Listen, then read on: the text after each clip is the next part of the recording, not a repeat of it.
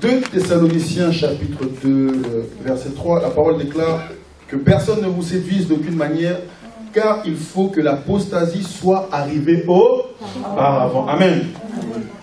Tout le monde sait ce que signifie l'apostasie. Parmi nous, tout le monde sait ce que signifie l'apostasie? On va dire oui. Ouais. Si on dit oui, tu réponds pour tout le monde. Bon, je pose ma question différemment. Est-ce qu'il y en a qui ne savent pas ce que signifie l'apostasie? Ok, gloire à Dieu. C'est un sujet très important, on en a parlé la dernière fois, et on va encore en parler aujourd'hui par la grâce de Dieu. C'est très important parce que la parole de Dieu en parle. Amen. Oh, mes amis, je demande votre concentration, parce qu'on est en plein dedans. L'apostasie, c'est un temps prophétique que la Bible a annoncé. La Bible annonce qu'avant le retour de Jésus, il faut que nous vivions un temps particulier. Alléluia. Amen. Non pas un temps climatique. Il n'est pas dit qu'avant le retour de Jésus, il va pleuvoir ou bien il va neiger. Non pas, voilà. Ce sera plutôt un temps prophétique ou encore chaotique. En fait, l'indicateur qui va montrer que Jésus est à la porte, c'est ce qu'on appelle l'apostasie. Et ici, Paul met l'accent sur ça. Il dit que personne ne vous séduise. Si on vous dit que Jésus revient bientôt et que vous ne voyez pas l'apostasie, c'est un mensonge. Parce qu'il dit qu'avant que Jésus revienne, il faut d'abord que nous vivions ce qu'on appelle l'apostasie. Alors pour nous, c'est très important. Parce que l'apostasie, c'est comme un réveil. Quand tu vois l'apostasie, ça doit te pousser, toi, à te réveiller et te dire, ah non, non. On avait dit qu'avant Jésus vienne, il allait avoir l'apostasie. Si l'apostasie est là, c'est que Jésus est bientôt là. Quelqu'un comprend quelque chose? L'apostasie pour les enfants de Dieu, c'est comme une trompette qui doit les réveiller. C'est comme un réveil. C'est comme une alarme. Alléluia. Amen. Et Jésus lui-même va dans le même sens de la prophétie. Dans Matthieu 24, comme vous le savez, regardez Matthieu 24, c'est là où on va aussi définir l'apostasie.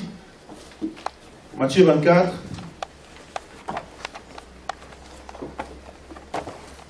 Le verset 3, la parole dit: il s'assit sur la montagne des Oliviers et les disciples vinrent en particulier lui poser cette question.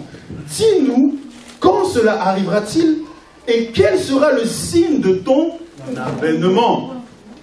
Vous pouvez remplacer le mot avènement par retour, parce que avènement vient du mot grec parousia qui veut dire apparition. Ici, on demande à Jésus quel sera le signe de ton apparition et de ton retour.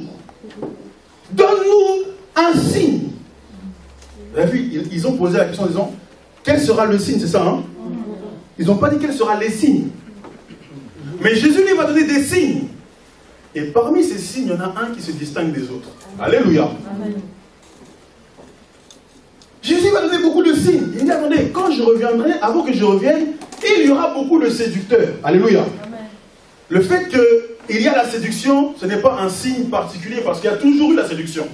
Avant Jésus, pendant Jésus et après Jésus. Donc si tu ne comptes que sur la séduction pour dire que Jésus est à la porte, tu peux être trompé. Il y a toujours eu la séduction. Alléluia. Amen. Il va dire, il va y avoir des guerres et des bruits de guerre. Mais il y a toujours eu des guerres et des bruits de guerre. Alléluia. Amen. Avant Jésus, il y avait des guerres. Énormément de guerres. Pendant le temps de Jésus, il y avait des guerres qui se faisaient. Et après Jésus, il y avait des guerres. Alléluia. Amen. Les guerres n'étaient pas le signe distinctif. Il va dire, il va y avoir des famines. Il y a toujours eu des famines. Abraham, pourquoi il est parti en Égypte? Parce qu'il y avait la famine. Alléluia. Pourquoi Naomi est partie au pays de Moab? Parce qu'il y avait la famine. Il y a toujours eu des famines. Du temps d'Élisée, on le sait, il va y avoir la famine.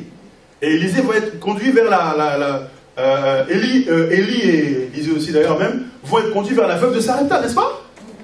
Parce qu'il y a toujours eu des famines. Mais Jésus va donner un signe particulier parmi tous les signes qu'il va donner. Dans Matthieu 24, verset 12, j'attire votre attention.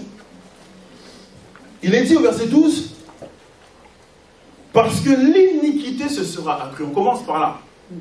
L'accroissement de l'iniquité. Qu'est-ce que l'iniquité? C'est la pratique du péché. C'est ce qu'on appelle la mise en exergue, la mise en avant. la manifestation de la pratique du péché. Frère, on est dans un temps où la pratique du péché n'a jamais été mise en avant comme c'est maintenant. Prenez la France, il y a 50 ans, il y a des choses qu'on ne faisait pas en France. Les gens ne s'habillaient pas comme on s'habille maintenant en France. Vous le savez, n'est-ce pas? Il y avait même pas 50 ans, allez il y a 10 ans. Allez à l'apparition d'Internet. Vous allez voir tous les modes de sécurité qu'il y avait sur Internet, qu'il n'y a plus maintenant. Tu vas sur Internet, tu vas simplement sur une vidéo pour enfants, tu vas voir des pubs bizarres. C'est-à-dire que c'est même plus leur problème. Ça, vous comprenez un peu. C'est-à-dire, nos enfants ne sont plus en sécurité. Ils sortent dehors, ils vont à l'arrêt de bus, c'est compliqué. Ils vont aller regarder Choupi sur Internet avec Choupi Doudou. Il va y avoir des pubs compliquées là-bas. Amen ou pas amen? Et c'est devenu dans les mœurs. Pourquoi? Parce que nous sommes dans un temps où même les dirigeants il y a une prolifération de la pédophilie à une idée. Vous n'avez pas idée en fait. À un niveau qu'on n'a pas idée. Et ils travaillent, vous le savez, avec les dernières lois que le gouvernement voulait faire passer à l'école. Ils travaillent pour pervertir les enfants. Comment apprendre la sexualité depuis la primaire aux enfants? À cause de l'iniquité qui se sera accrue. Frère, je ne sais pas si on peut aller encore plus loin dans le péché. En Allemagne, la zoophilie est tolérée. En Allemagne, tu peux aller voir monsieur le maire te marier avec un animal. Zoophilie est tolérée en Allemagne. En Suisse, l'inceste est toléré. Tu peux te marier avec ta soeur en Suisse. En France, maintenant, l'homosexualité est tolérée. Où est-ce que vous voulez aller encore plus dans le péché? Qu'est-ce qu'on peut faire de plus? Regardez nos dirigeants. À une époque, on avait des mœurs, on voulait que les dirigeants soient mariés. Mais notre président, là, il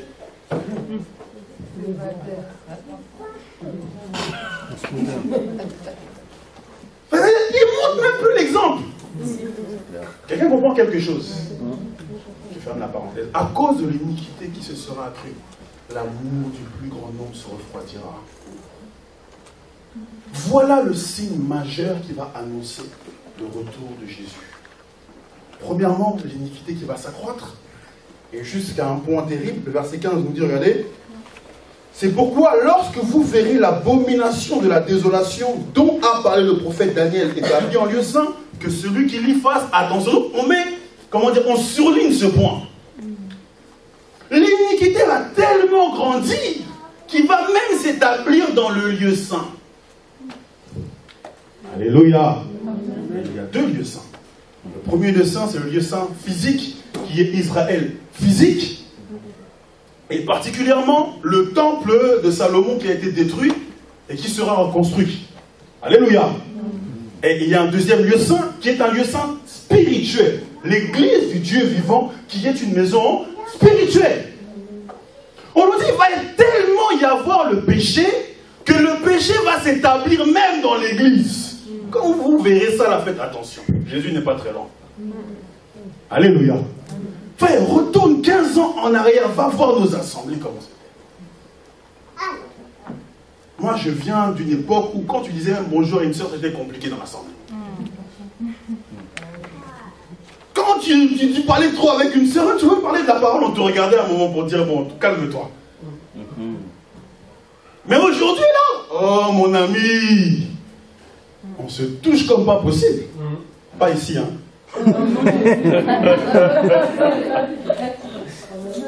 Pas ici. Alléluia. On vient d'une époque où on mettait l'accent sur la sanctification. Les mamans, j'ai tort ou j'ai raison? Regardez les vidéos d'avant. Regardez les vidéos de Kakou Séverin. Vous allez voir là-bas. Pourquoi les mamans avaient des voiles sur la tête? Qui leur prêchait ce message? Alors qu'on ne donnait pas ce message à l'époque. Ah, il faut mettre le voile, tout ça. Non. Mais pourquoi c'est dans les mœurs? Dans les mœurs. Alléluia. Les vidéos d'époque. Il y avait un respect de la sainteté, mes amis, parce que ces gens-là avaient le respect de Dieu. Regardez les anciennes louanges de l'époque, les Charles Mombaya, tout ça. Regardez comment les gens s'habillaient. Parce qu'il y avait un respect de Dieu. Regardez les clips de l'époque, les clips de Adorons l'Éternel de l'époque. Regardez maintenant ceux de maintenant. Avec nos frères Atoms, tout ça, Dieu soit béni. Vous verrez une différence. Regardez les pochettes des CD de l'époque. Vous aviez des pochettes de CD d'Adorons l'Éternel. Est-ce que vous voyez sous... Quand il y avait les photos, vous allez voir, c'est soft. Mais maintenant, c'est la sapologie. Amen ou pas amen? Amen. Ah oui. Parce qu'on est entré dans une ère commerciale. Il n'y a plus le respect. En fait, les gens ne se cachent plus. À l'époque, on voulait présenter Jésus et se cacher. Mais maintenant, on cache Jésus, on veut se présenter. Quelqu'un a compris quelque chose? En fait, on vend son image parmi les artistes. Alors, on court les sites internet, on court les invitations et on vend son image. À l'époque, les chantres étaient simples. Ils recherchaient la simplicité. Ils se cachaient et ils craignaient Dieu. À cause de l'iniquité qui se sera accrue, l'amour du plus grand nombre se refroidira. Et cette iniquité ira jusqu'à s'établir dans le lieu saint. Et si vous ouvrez les yeux aujourd'hui, regardez l'église actuelle, vous verrez que c'est le désordre. Un homme a dit, j'ai cherché l'église, je l'ai trouvé dans le monde. J'ai cherché le monde, je l'ai trouvé dans l'église. Le monde est dans nos églises. Des assemblées, depuis l'intercession au moment où on se quitte entre fidèles, c'est le sébène du début jusqu'à la fin. Tout ça pour toucher la chair. Pour on danse. Oh. Tu rentres, tu sens les pas que tu dansais à l'époque de Wenge, tu vas encore les danser.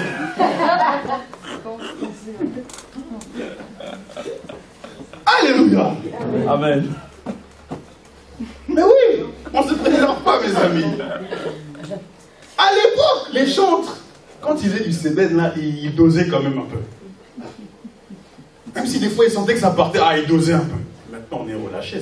Tu écoutes le sébène de maintenant, tu mets un CD de Kofi à côté, c'est la même chose.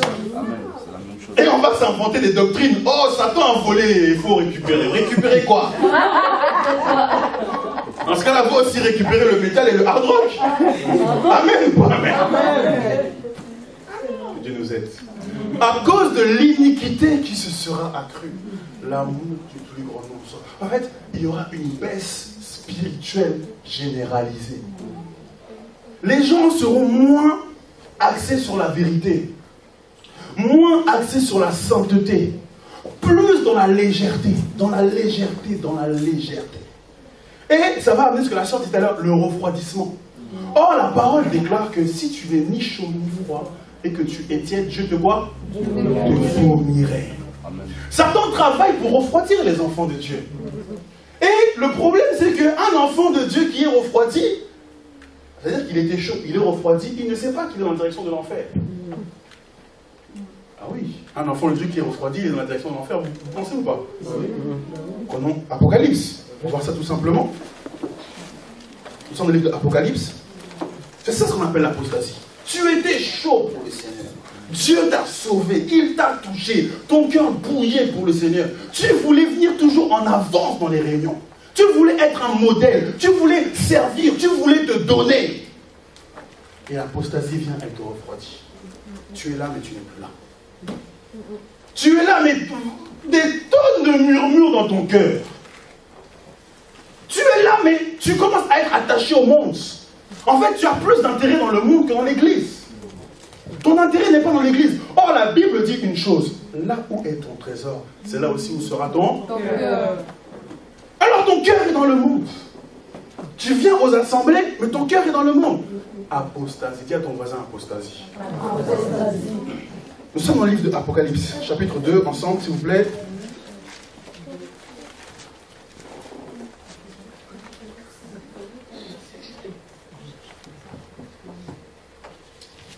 Apocalypse chapitre 2, verset 1. La parole déclare, écrit à l'ange de l'église d'Éphèse, voici ce que dit celui qui tient les 7 étoiles dans sa main droite, celui qui marche au milieu des 7 chandeliers d'or.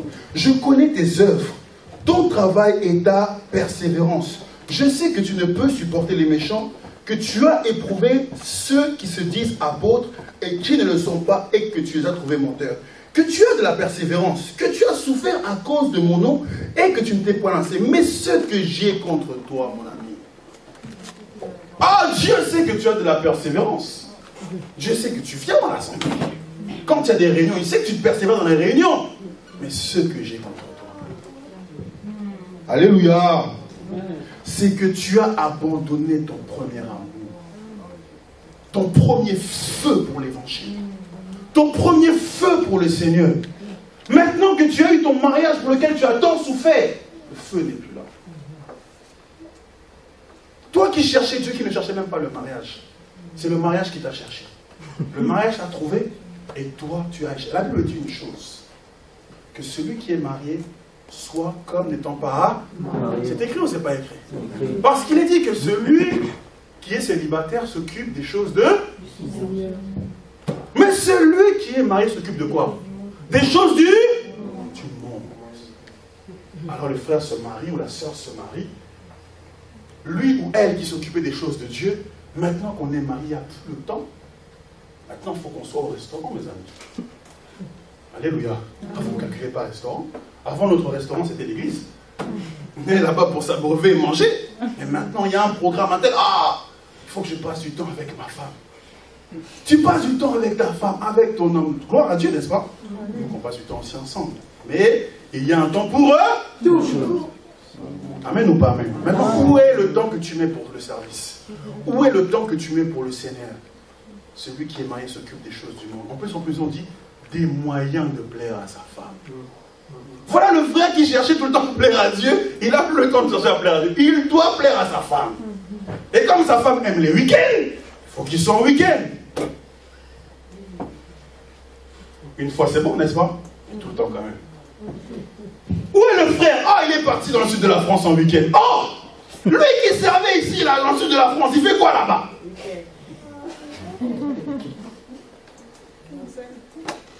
Ah, il enseigne. Ah bon, hein? Alléluia.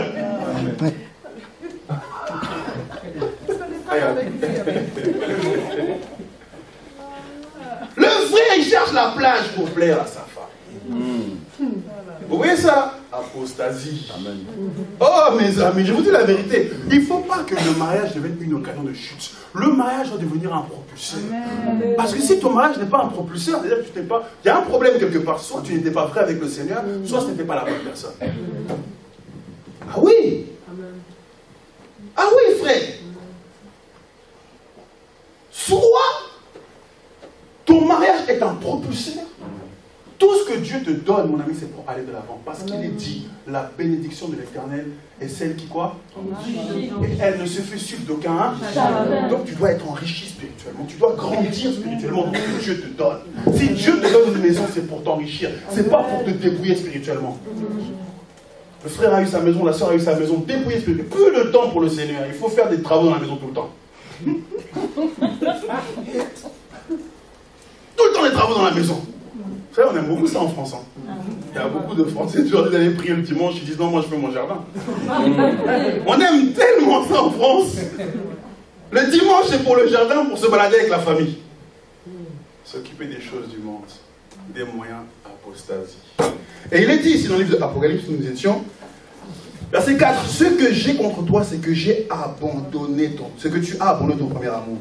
Verset 5, souviens-toi donc d'où tu es tombé. Donc tu es tombé. Tu viens aux réunions, mais tu ne sais pas déjà, tu es déjà tombé. En fait, l'apostasie, c'est quelque chose de subtil. Toi, tu crois que tu es dedans, mais quand Dieu te voit, il sait que toi, tu n'es plus dedans. Pourquoi des gens, la Bible nous dit dans Matthieu 7, verset 21, que beaucoup se présenteront devant le Seigneur en disant « Seigneur, Seigneur ». Et lui, il dit, ce n'est pas tous ceux qui disent « Seigneur » qui seront sauvés. Amen ou pas amen? C'est-à-dire que ces gens-là, dans leur tête, ils se voyaient déjà au ciel. Alors tu t'imagines te voir au ciel et arriver devant la porte du ciel et on te dit, toi tu ne rentres pas. C'est terrible. Pourquoi? Parce que tu étais tombé, mais tu ne l'avais même pas remarqué. Quelqu'un comprend quelque chose? C'est ça l'apostasie. Tu sembles être dans la vérité, mais tu es déjà loin de Dieu. par tes agissements, par ton comportement, par ton style, simplement par ton cœur, ton cœur. Le salut est dans le cœur de l'homme. Alléluia. Alors on dit ici, souviens-toi donc d'où tu es tombé, repens-toi et pratique tes premières œuvres. En fait, tu dois te repentir parce que tu ne pratiques plus tes premières œuvres. Oh bien-aimé, souviens-toi, quand tu as connu Jésus, comment tu étais? Dis-moi la vérité. Dis toi-même, à toi-même la vérité. Rappelle-toi, quand tu as connu le Seigneur, comment tu étais? Comment tu étais bouillant? Comment tu étais fidèle aux réunions? Où sont passées ces premières œuvres? Parce que l'apostasie est venue. Et on dit si c'est ça, repens-toi et pratique tes premières œuvres. Pourquoi il faut se repentir et pratiquer nos premières œuvres? Sinon, je viendrai à toi et j'ôterai ton chandelier. Et le chandelier, c'est l'image de quoi? Du Saint-Esprit. C'est-à-dire, quand tu te refroidis là, tu peux perdre l'Esprit de Dieu. L'Esprit là, il voit que tu es inactif, il voit que tu es inutile dans le royaume. Tu ne sers à rien. Toi, tu as l'Esprit de Dieu, mais pour rien. D'autres le cherchent, mais toi, tu l'as pour rien. Alors, on enlève l'Esprit. On va le donner à ceux qui en ont besoin pour travailler. Quelqu'un comprend quelque chose? L'apostasie. L'apostasie, c'est le fait de se refroidir. C'est la défection. Ce qu'on appelle la défection de la foi. C'est le fait de s'égarer, de s'éloigner. On a vu la dernière fois la définition grecque. Apostasia, qui vient de l'apostasion, qui veut dire action de s'éloigner, de déserter. Amen, ça c'est le grec. L'hébreu, choub en hébreu, qui veut dire se détourner, apostasier, plus bas, résister, être infidèle, s'égarer, s'éloigner, résister. Un apostat, c'est aussi quelqu'un qui résiste à la voix de Dieu. Or, il est écrit ici aujourd'hui, vous entendez sa voix de quoi? Voilà comment on tombe l'apostasie. Tu entends sa voix, tu te dis, toi, ce péché-là, c'est pas pour toi, arrête. Mais tu te donnes des raisons. Comme la soeur dit, des raisons, toujours des raisons. Alléluia. Toujours des raisons. Ah, mais Dieu connaît. Ah, Dieu connaît que sa parole, moi. Alléluia. Ah, mais Dieu comprend. Est-ce que Dieu a compris Adam? Alors, s'il n'a pas compris Adam, pourquoi toi, il va te comprendre? Toujours des raisons. Pourquoi? Parce que tu ne veux pas les brisements.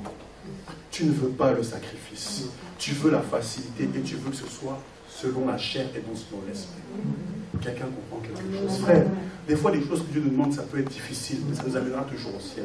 Alors, qu'est-ce que tu veux? Être honoré selon les hommes ou être honoré selon Dieu? Alléluia.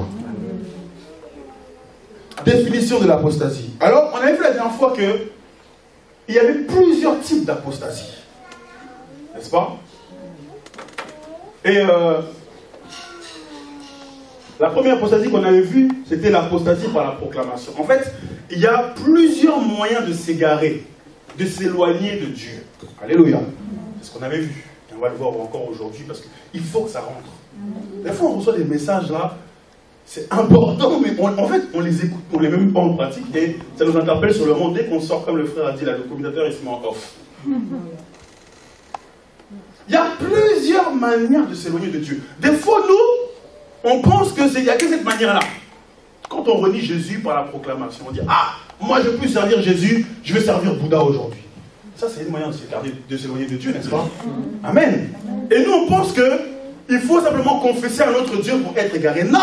On va voir, il y a des manières subtiles par lesquelles tu es déjà loin de Dieu. Et si tu es dedans, mon ami, prends une décision. Amen. Jésus a dit, le signe qui annoncera son retour, c'est quand il y aura l'apostasie. Quand à cause du péché, les gens vont se refroidir.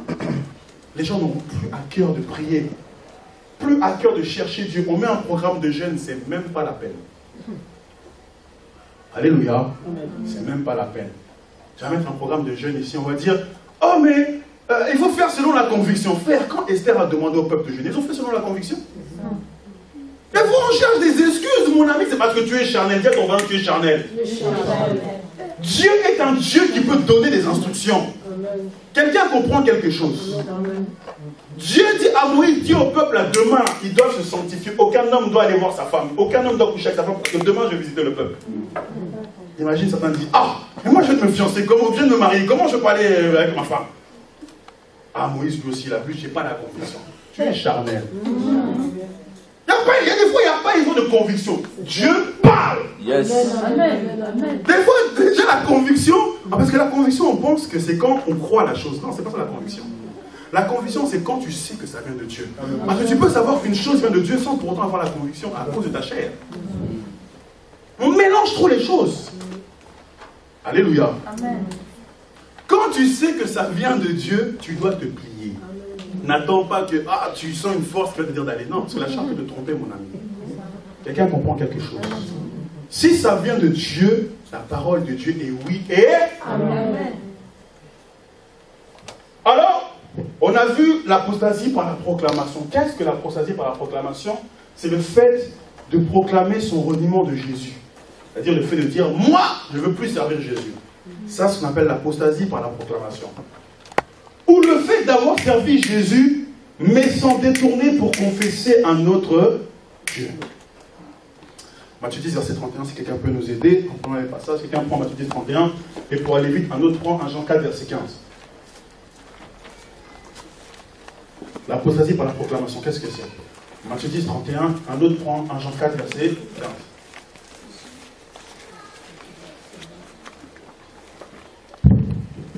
Matthieu 10, verset 31. Ne craignez donc point, vous valez plus que beaucoup de passereaux. C'est pourquoi quiconque te confessera devant les hommes, je le confesserai aussi devant mon Père, qui est dans les cieux. Mais quiconque me reniera devant les hommes, je le renierai aussi devant mon Père, qui est dans les cieux. Ok, quiconque me reniera devant les hommes. Apostasie par proclamation, renier Jésus devant les hommes. C'est pourquoi, mes amis, je prie qu'on ne passe pas par la grande tribulation. Quelqu'un sait c'est quoi la grande tribulation? C'est quand l'Église sera enlevée et que l'Antéchrist va venir régner sur la terre. L'Antéchrist, celui qui est contre Christ, c'est-à-dire le fils de Satan lui-même, il va venir régner sur la terre. Et c'est pour bientôt.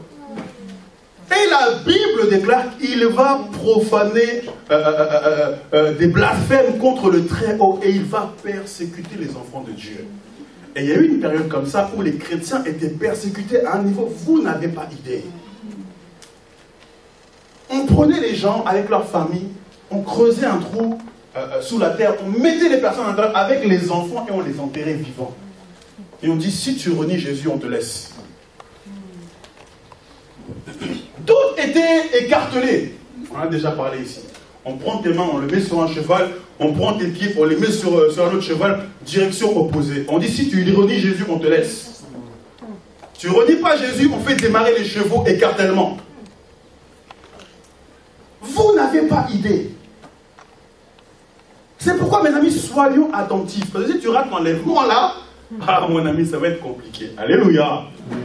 Il y aura beaucoup d'apostasie par proclamation. Beaucoup vont renier parce que ça va être dur. Vous savez ce que dit la parole de Dieu? Personne ne pourra ni acheter ni vendre sans porter la marque de la bête. Si tu rates l'enlèvement, comment tu vas manger? Les gens vont manger de l'herbe, mes amis. Alléluia. Il y a chez nous au Congo la guerre au Kivu. C'est-à-dire l'Est, partie du Congo. Amen. J'ai ma grande sœur, une de mes grandes sœurs qui a habité là-bas, avec son mari qui travaillait là-bas, pendant qu'il y avait la guerre. Et c'est très très loin. Très très loin. Je ne pourrais pas vous donner un ordre de distance tellement c'est loin. Et pendant que la guerre avait éclaté, ils ont dû fuir l'Est pour aller jusqu'à la capitale en marchant à pied.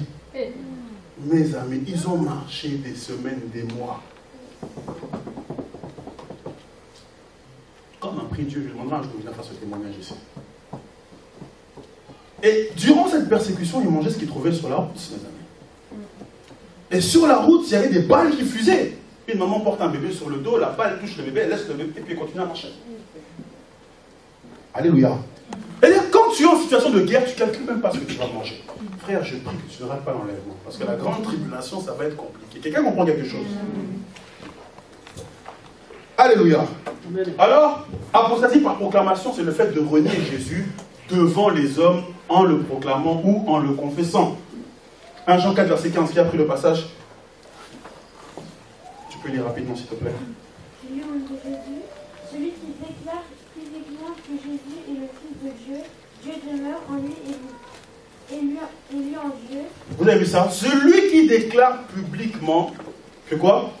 Que Jésus est le Fils de Dieu. Celui qui déclare publiquement la divinité de Christ, eh bien, il demeure en Dieu. Alors, celui qui confesse publiquement, parce que ça dépend des versions, certains diront confesse, certains diront proclame. Donc, quand tu confesses Jésus devant les hommes, eh bien, tu demeures en Dieu. Mais imagine-toi maintenant, tu renies Jésus devant les hommes, qu'est-ce qui va se passer? Tu ne demeures plus en Dieu, n'est-ce pas? Apostasie par proclamation. Amen. Et des exemples qu'on peut prendre, Exode 32, l'histoire du veau d'or. Un exemple d'apostasie par proclamation, Exode 32. Quelqu'un, pendant qu'on prend Exode 32, prend Luc 22, le verset 54, pour qu'on aille plus vite. Ce n'est qu'une révision. Exode 32, à partir du verset 7. Que dit la parole? Sébastien. L'Éternel dit à Moïse, va, descends, car ton peuple que tu as fait sortir du pays d'Égypte s'est corrompu. Ils se sont promptement écartés de la voie que je leur avais prescrite. Ils se sont fait un veau en fonte. Ils se sont prosternés devant lui. Ils lui ont offert des sacrifices. Et ils ont dit, Israël, voici ton Dieu qui t'a fait sortir du pays d'Égypte. Ok, Exode 32, verset 7. L'Éternel dit à Moïse, va, descends, car ton peuple que tu as fait sortir du pays d'Égypte s'est corrompu. En d'autres termes, s'est détourné, ou encore s'est égaré, ou encore est tombé dans l'apostasie. Et comment ils sont tombés dans l'apostasie? En se faisant une idole et en confessant que cette idole était leur Dieu. Quelqu'un qui confesse un autre Dieu que Jésus, après avoir connu Jésus, tombe automatiquement dans l'apostasie par proclamation. Et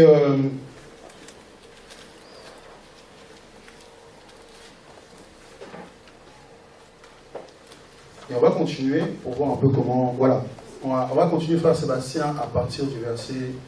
C'est très intéressant. À partir du verset 17... Verset 17. Jésus entendit la voix du peuple qui poussait des cris. Et il dit à Moïse, il y a un cri de guerre dans le camp. Moïse répondit, ce n'est ni un cri de vainqueur, ni un cri de vaincu. Ce que j'entends, c'est la voix de gens qui chantent. Et comme il approchait du camp, il vit le veau et les danses. La colère de Moïse s'enflamma, il jeta de ses mains les tables et les brisa au pied de la montagne. Il prit le veau qu'il avait fait et le brûla au feu. Ok, il prit le veau qu'ils avaient fait et le brûla au feu. Pourquoi? Parce que pendant qu'ils s'étaient détournés, ils avaient allumé un feu, ils dansaient et mangeaient autour de ce feu. Retenons ça. Nous sommes dans Luc 22, verset 54. Qu'est-ce que ce passage nous dit? Luc 22, 54. Luc chapitre 22, verset 54.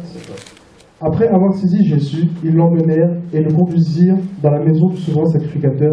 Pierre suivait de loin. Ils allumèrent du feu au milieu de la cour et ils s'assirent. Pierre s'assit parmi eux. Une servante qui le vit assis devant le feu fixa sur lui les regards et dit, cet homme était aussi avec lui. Mais il le nia, disant, femme, je ne le connais pas. Femme, je ne le connais pas. Il ne connaît pas qui? Jésus. Donc Pierre renie premièrement une fois Jésus. Continue, frère. Peu après, un autre l'ayant vu dit, tu es aussi de ces gens-là. Et Pierre dit, homme, je n'en suis pas. Homme, je n'en suis pas. Il nie une deuxième fois Jésus. Continue. Environ 1 heure plus tard, un autre insistait, disant, certainement cet homme était aussi avec lui, car il est galiléen. Pierre répondit, homme, je ne sais pas ce que tu dis. Au même instant, comme il parlait encore, le coq chanta. Le Seigneur s'étant retourné, regarda Pierre, et Pierre se souvint de la parole que le Seigneur lui avait dite. Ok. Pierre, apostasie par proclamation. Il va renier 3 fois Jésus en le proclamant, en le confessant de sa bouche. Et ce qui est étonnant, on l'avait vu la dernière fois, comment tout ça s'est arrivé? Pierre aurait pu ne pas vivre cela. Mais le problème de Pierre, c'est qu'il est parti s'associer avec des gens qui ne confessaient pas Jésus. Voyez-vous, il est parti se chauffer auprès d'un feu. Choisis bien le feu auprès duquel tu vas te chauffer. Est-ce que tu choisis de te chauffer avec les enfants de Dieu ou est-ce que tu choisis de te chauffer avec les païens? Parce que quand tu te chauffes avec les païens, au bout d'un moment, tu vas avoir honte du Jésus que tu sais. Vous savez, les païens, ils ont un esprit dominateur. C'est l'esprit de Satan qui est en eux. Et l'esprit de Satan est un esprit qui attaque. Jamais défensif, Satan. Il attaque toujours. Mais le problème des enfants de Dieu, surtout quand ils ne sont pas matures, ils sont souvent sur la défense. Tu vas au travail, un païen peut lire une revue bizarre pour adultes devant toi sans problème. Mais toi, pour sortir ta Bible, wow! La honte, la honte, la honte. Et à force d'être avec ces gens comme ça, là, tu vas être toi-même influencé. Choisis bien le feu auprès duquel tu vas te chauffer. Ils ont fait un veau d'or, ils ont mis le feu, Aaron est parti avec eux là-bas, il s'est corrompu. Il y avait un autre feu avec Pierre là-bas, devant la maison du souverain sacrificateur. Pierre est parti se chauffer là-bas dans un autre feu là, il s'est corrompu.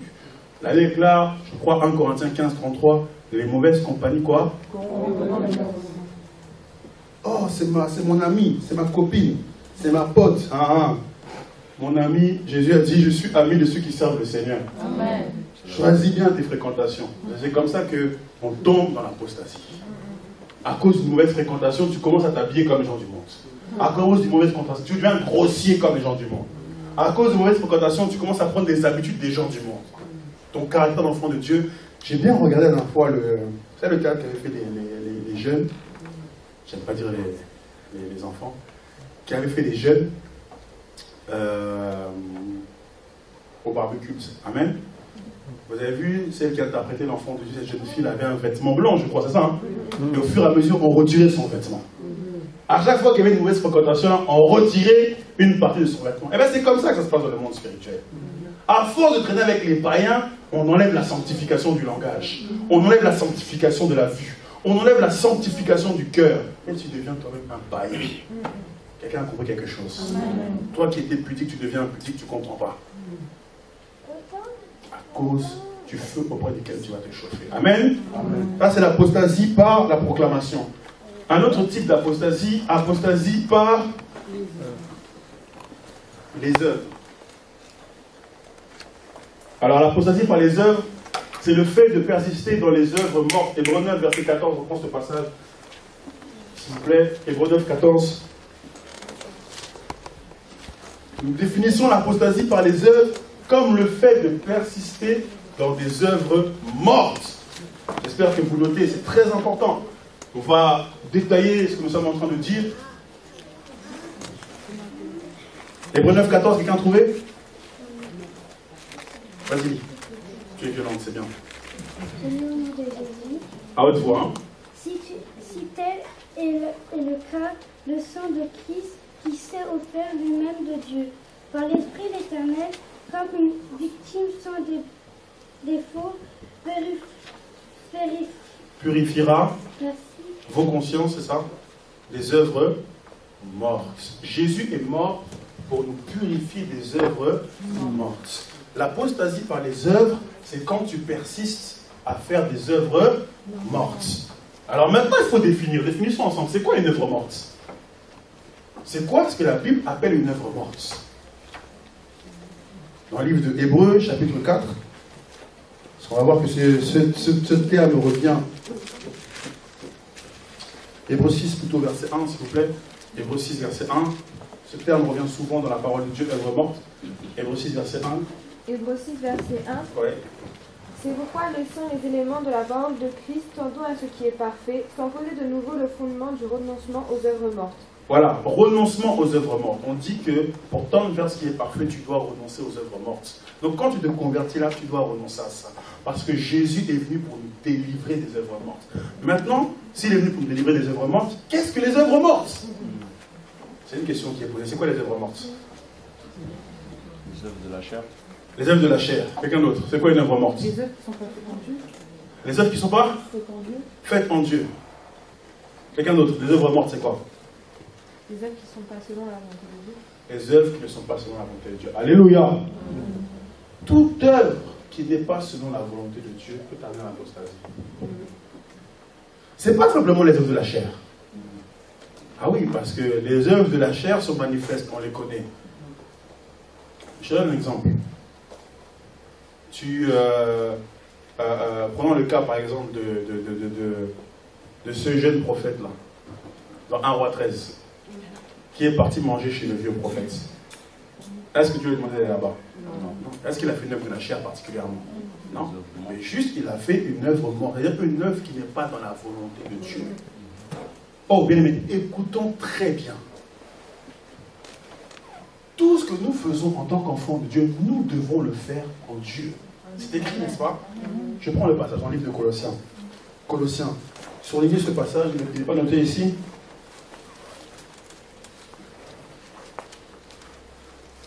Je vais prendre beaucoup de passages. D'abord, il y a 1 Corinthiens 10, verset 31, qui nous dit: tout ce que vous faisiez, soit que vous mangez, soit que vous buviez, faites tout quoi? Ok, mais maintenant nous sommes dans Colossiens,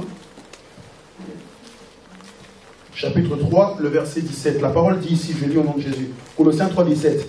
Et quoi que vous fassiez, en parole ou en œuvre, faites tout au nom du Seigneur Jésus. Un enfant de Dieu, tout ce qu'il fait, il le fait selon la volonté de Dieu. Amen. Et toute œuvre, même si elle paraît, il y a des œuvres qui paraissent bonnes, mais ce n'est pas dans la volonté de Dieu. Tu sais ça?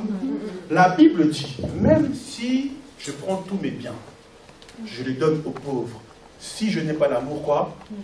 Donc en gros, même ce que tu viens de faire là, donner tous tes biens aux pauvres sans amour, c'était une œuvre morte. Dieu n'est pas dedans. Quelqu'un comprend quelque chose. Même si je donne mon corps pour être brûlé, 1 Corinthiens 13 nous dit là-bas, si je n'ai pas l'amour, je suis... C'est-à-dire même si tu te donnais toi-même, si ce n'est pas dans la volonté de Dieu, et ce n'est pas dans la volonté de Dieu, c'est une œuvre morte. Il y a des choses qui peuvent paraître bonnes, mais si Dieu ne te les a pas dit, ça devient des œuvres mortes. Tout ce que tu fais, consulte Dieu. Même donner l'argent à un mendiant ou à un... Même à quelqu'un de ta famille, consulte le Seigneur, frère. Sinon, tu vas tomber dans les sentiments et tu vas faire des choses que tu ne t'avais même pas dit de faire. Dieu soit béni. Amen. Donc, apostasie par les œuvres. Tite 1, verset 16. Prenons ce passage. Tite 1, 16.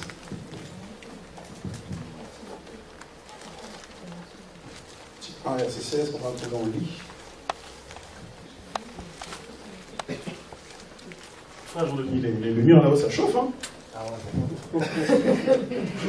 c'est un chauffage, là, il faut qu'on règle un peu ça. On va lire ça. Je sois béni. Tite 1, verset 16. Quelqu'un a trouvé, il peut lire? Il prétend connaître Dieu, mais il le renie par leur manière d'agir. Ils sont abominables, rebelles et incompétents pour la moindre œuvre de Dieu. Ok. Quelqu'un a une autre version, titre 1, verset 16, s'il vous plaît.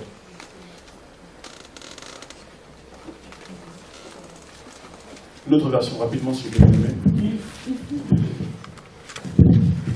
Ils font profession de connaître Dieu, mais ils les renoncent par leurs œuvres. Ok, ils font profession de servir Dieu, mais ils le renient par leurs œuvres. Tu peux faire profession de servir Dieu. Et pour faire profession de servir Dieu, tu peux, soi-disant, avoir une activité spirituelle, aller à l'assemblée, prier, être dans la chorale et chanter, mais tes œuvres vont témoigner si tu es en Dieu ou si tu n'es pas en Dieu. Tes œuvres, c'est ta manière de vivre, ta manière d'agir, ta manière de te comporter. Frère, l'habit ne fait pas le moine, n'est-ce pas? L'habit ne fait pas le moine. Tu peux venir ici chanter à la chorale avec une grande toge. On aime mettre les toges. Et puis quand on enlève les toges, on va dehors là-bas, c'est des mini-jupes. Tu peux venir blaguer, mais ta vie, c'est comment?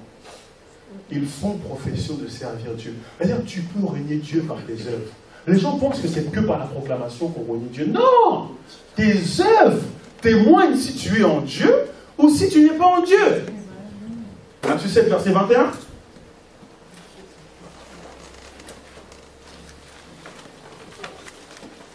Et quelqu'un d'autre prend 1 Pierre 4, verset 1. Matthieu 7, verset 21, s'il te plaît, Sébastien, comme tu as le micro. Et Kevin, 1 Pierre 4, verset 1. Après. Matthieu 7, verset 21. Ceux qui me disent Seigneur, Seigneur, n'entreront pas tous dans le royaume des cieux, mais celui-là seul qui fait la volonté de mon Père qui est dans les cieux. Vous voyez ça? Ça veut dire que le salut dépend de tes œuvres et non de ce que tu confesses. Frère, être apostat par les œuvres, c'est encore plus dangereux qu'être apostat par la confession. Tu sais, tu peux confesser un autre Dieu, c'est moins dangereux encore que l'apostat parlé. Pourquoi? Parce que tu peux revenir, tu peux te repentir. Tu peux te repentir et revenir. Oh, d'ailleurs, Israël l'a fait. Plusieurs fois, combien de fois Israël a servi les Baals, a servi les Astartés, a servi tous ces dieux-là. Mais ils sont revenus auprès de Dieu. Et Dieu les réaccueille. Mais quand tu es apostat par les œuvres, tu deviens orgueilleux. C'est-à-dire que tu es un loup, en fait. Tu es un séducteur. Tu montres que tu es chrétien, mais ta vie, là, c'est le monde. Et c'est ici la parole déclare que beaucoup viendront devant la porte pour dire Seigneur, Seigneur. Et il dit non, toi, tes œuvres, là, elles n'étaient pas bonnes. Tu ne seras pas sauvé. Frère, c'est pour ça qu'on insiste à préparer l'église à l'enlèvement. On aime dire l'église là, en légal là, on a un mot là, c'est pas, on dit l'ONG. Ça veut dire quoi? C'est pas l'amusement, c'est pas la fête. Il y a des églises, c'est la fête. Pourquoi? Parce qu'on cherche à attirer les gens, mais on ne cherche pas à les amener au ciel. Quelqu'un comprend quelque chose? Amen. Il faut que l'église soit un avion qui te conduit vers le ciel. Amen. Il y a des églises, ça ressemble à l'histoire du veau d'or. Les gens, ils dansent, ils chantent, ils mangent. Dès qu'ils sortent, ils vont au terrain pour aller jouer au foot et boire la bière. Alléluia. On a ça à Chartres. Hein? Bon, Dieu soit béni. Alors, 1 Pierre 4, 1, frère Kevin, s'il te plaît. 1 Pierre chapitre 4, le verset 1. Ainsi donc, Christ, ayant souffert dans la chair, vous aussi, armez-vous de la même pensée. Car celui qui a souffert dans la chair en a fini avec le péché. Afin de vivre non plus selon les convoitises des hommes, mais selon la volonté de Dieu, pendant le temps qui lui reste à vivre dans la chair. Ok, quand tu as reçu Jésus, tu ne dois plus vivre selon les convoitises des hommes. Et les hommes vont t'amener à convoiter. On est dans un monde, frère, de la publicité. Il y a des envies que des fois tu n'as même pas. La publicité te donne envie d'avoir ces choses-là. On t'amène à convoiter. Oh, hier c'était sac Louis Vuitton. Demain sac Marc Jacob. Après sac, je ne sais pas quoi. Après, on t'amène à convoiter. Dès que tu as fini Vuitton, tu vas chez Marc Jacob. Après, tu est-ce que c'est un sac par un sac que tu seras sauvé? Tu as le désir, tu as le désir. Le désir, c'est là, ça monte en toi.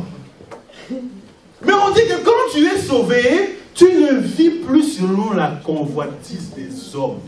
Alléluia. Amen. Mais tu vis selon la volonté de Dieu.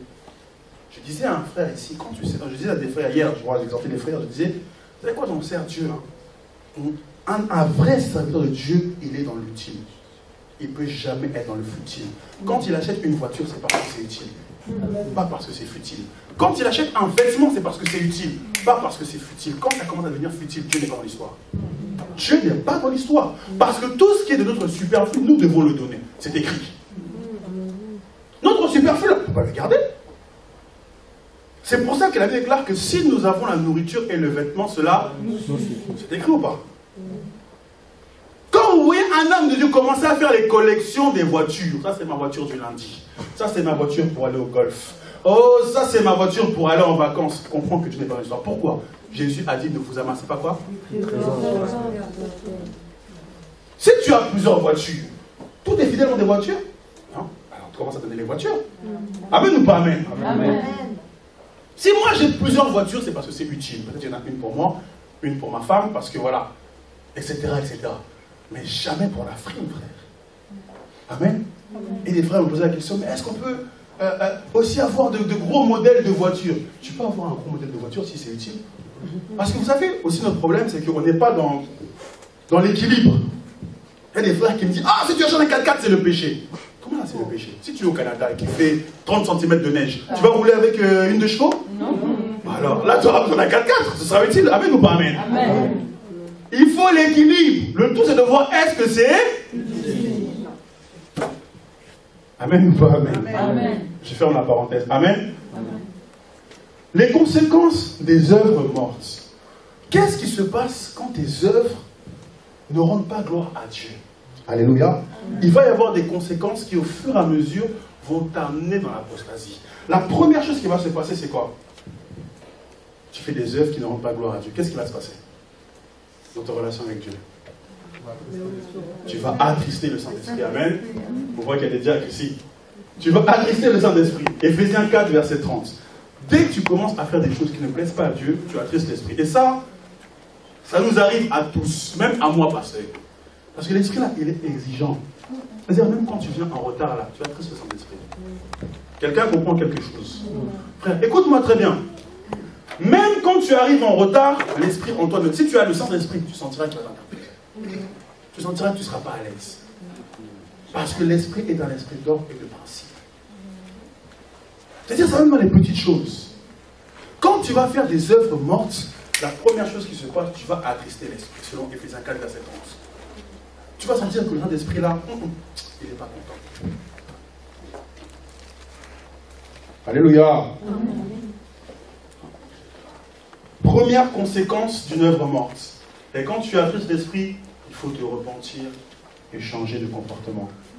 Deuxième conséquence, tu vas éteindre l'esprit, selon 1 Thessaloniciens 5, verset 19. Donc là, c'est encore pire. Ça veut dire que par tes actes, l'esprit t'a attristé. Tu es parti murmurer sur un frère ou une sœur, ça a attristé l'esprit. Mais au lieu de te repentir, tu continues à murmurer. À force de continuer, qu'est-ce qui va se passer? Tu vas éteindre l'esprit. Or, tout ce que nous faisons, Jésus a dit dans Jean 15, verset 5, je crois, sans moi, vous ne pouvez rien faire. Quand tu pries Dieu, c'est par l'esprit. Quand tu adores Dieu, c'est par l'esprit. Quand tu loues Dieu, c'est par l'esprit. C'est-à-dire que quand tu éteins l'esprit, là, il n'y a plus d'onction dans tout ce que tu fais. Tu chantes, c'est que ta voix charnelle qui parle, et ça ne communique rien de spirituel. Tu prêches, ça ne communique rien de spirituel, c'est que de l'intellectualisme. Tu imposes les mains, tu fais que communiquer ton esprit charnel, mais il n'y a rien de spirituel. Pourquoi? Parce que l'activité de l'esprit a été éteinte. Amen. Alors si tu sens que... Et ça peut arriver à des enfants de Dieu. Hein. Ça arrive à Timothée. Dans les Écritures. Timothée. Et on pense que c'est que par l'impudicité qu'on éteint l'esprit. Attention, Timothée a éteint l'esprit à cause de quoi? À cause de la peur. Ah oui, parce que Timothée était un jeune serviteur et il était avec des gens plus âgés que lui. Qu'est-ce que Paul va dire à Timothée? Tu n'as pas reçu un esprit de... timidité. Alléluia. Alors que Timothée était timide. Mais un esprit de force. Il va dire, je t'exhorte à ranimer la flamme du don que tu as reçu. Ranime la flamme. Parce qu'à cause de... Voilà, quand on fait l'œuvre et qu'on est jeune, des fois on est beaucoup cassé. Amen. À cause du mépris des gens, de la déconsidération des gens, ça casse beaucoup. Et Timothée était cassé. Alors, au lieu de revenir, il s'est éteint au fur et à mesure et l'esprit a été éteint. Paul l'a exhorté à ranimer la flamme. Amen. Oh, bien aimé, j'espère que l'esprit de Dieu n'est pas éteint dans ta vie. Tu sais comment tu sais que l'esprit de Dieu est éteint dans ta vie? Quand tu ne pries même plus dans ta vie spirituelle, quand tu ne pries même plus dans ta relation avec Dieu, tu es chez toi à la maison, tu n'as même pas le goût de la prière. Même pour manger, là, tu n'as même plus envie de prier. Il y a un problème quelque part. Alléluia. Même pour manger, tu n'as même plus... Avant, tu avais des principes. Tu ne pouvais pas manger sans prier. Mais maintenant, là, même ceux qui prient pour manger, si tu fais tout le temps la même prière, il y a un problème. Lundi, oh Seigneur, bénis ce repas, tu es merveilleux. Mardi, oh Seigneur, bénis ce... Non, change la prière quand même. Ça veut dire que ta prière est devenue une religion. Il y a un problème quelque part, c'est plus une prière inspirée. Tu comprends? L'esprit a déjà été éteint. Et toi, ton histoire, si tu veux manger, la prière te gêne. Alléluia. Ah, je sais que je parle à quelqu'un. Je ne fais pas attention, c'est à ton voisin. 3. Si tu éteins l'esprit et que tu persistes dans ton comportement, qu'est-ce qui va se passer? L'esprit va s'en aller. Oh, alors là, mon ami, je ne le souhaite à personne. Selon 1 Samuel 16, verset 13, qu'on prend, s'il te plaît, Kevin ou bien Sébastien, 1 Samuel 16, 13. Il y a des gens qui vous disent, mais quand tu as accepté Jésus, tu seras toujours sauvé. Ah bon? Frère, comment tu seras sauvé si tu n'as plus le Saint-Esprit? Si tu demeures dans le péché, la conséquence est qu'un jour le Saint-Esprit s'en va. Et la Bible nous dit quoi? La Bible déclare que si un esprit a été chassé d'un corps, pour y laisser habiter le Saint-Esprit, et que maintenant le Saint-Esprit s'en va, l'esprit qui avait été chassé, disons que c'est l'esprit de mensonge, qu'est-ce qu'il fait s'il voit que la maison, du moins le corps est inhabité? Il fait quoi? Cet esprit plus fort, et certaines versions diront plus méchant. Ça devient terrible. Alléluia. Ah ouais, ça devient terrible. Ça devient terrible. Un tel avait arrêté l'impudicité. Mais tellement il a persévéré dans cette mauvaise voie d'impudicité, maintenant pour s'en décoller, c'est compliqué. Parce que là, ça a été, la puissance du péché en lui a été décuplée. Alléluia. Si tu demeures dans le péché alors que déjà l'Esprit de Dieu en toi est éteint, un jour l'Esprit va s'en aller. 1 Samuel 16, 13, vous avez trouvé? 1 Samuel chapitre 16, verset 13, la Bible dit: Samuel prit la corne d'huile et l'oignit au milieu de ses frères. Samuel, l'esprit de l'Éternel saisit David à partir de ce jour et dans la suite. Samuel se leva et s'en alla à Rama. L'esprit de l'Éternel se retira de Saoul. Oh! L'esprit de l'Éternel se retira de Saoul. Saoul avait été oint pour roi comme étant le premier roi d'Israël. Et il avait l'Esprit de Dieu en lui. Alléluia. Parce qu'il était aussi prophète et il va prophétiser dans la Bible. Mais parce qu'il a demeuré dans le péché, l'Esprit de Dieu va un jour se retirer de lui.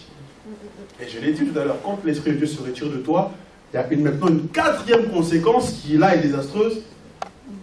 L'Esprit sera remplacé par un esprit d'égarement. Et là, esprit d'égarement, j'ai mis un grand E, mais c'est un petit E. Parce que le grand E, c'est que pour le Saint-Esprit. Donc, l'esprit sera remplacé par un esprit d'égarement. Continue le 1 Samuel que tu avais pris là. L'esprit de l'Éternel se retira de Saoul qui fut agité par un mauvais esprit venant de l'Éternel. Vous avez vu ça? Dieu retire son Saint-Esprit. Comme quand tu veux devenir dans le péché, ce qu'on appelle te livrer à Satan. D'ailleurs, quand Dieu retire sa protection de toi, les démons ne vont pas te laisser tranquille. Ils vont venir maintenant. Et quand tu arrives à cet état-là, tu ne pourras plus jamais revenir au-devant de Dieu. Plus jamais. Ça veut dire revenir auprès de Dieu. Quand l'Esprit de Dieu a été retiré, c'est impossible. Pourquoi? Parce que tu as foulé aux pieds la grâce de Dieu. Mes amis, le péché n'est pas un jeu. Quelqu'un comprend quelque chose? Dis à ton voisin, le péché n'est pas un jeu. En fait, le monde actuel a banalisé le péché. Parce qu'on est dans un monde où il n'y a pas de mœurs. On te fait comprendre que voir la nudité de quelqu'un, c'est normal. Mais c'est pas normal. C'est la sorcellerie, frère. Quelqu'un comprend quelque chose. Oh, imagine, je viens chez toi, tu es en sous-vêtements, tu seras à l'aise. Est-ce que tu seras à l'aise? Tu es en sous-vêtements chez toi, tu seras à l'aise? Alors comment je peux te voir en sous-vêtements à la piscine? Est-ce qu'il y a une différence entre te voir en sous-vêtements chez toi et te voir en sous-vêtements à la piscine? Entre nous, il y a une différence? Non. À moins que ton corps est différent? Non. Que tu sois en bikini chez toi, ou que tu sois en sous-vêtements, tu sois en bikini à la piscine devant tout le monde, ou que tu sois en sous-vêtements chez toi, où est la différence? Il n'y en a pas. Alors, si les bikinis qu'on met à la piscine et les maillots qu'on met à la piscine, ça pose aucun problème, venons habiller comme ça à l'Assemblée alors.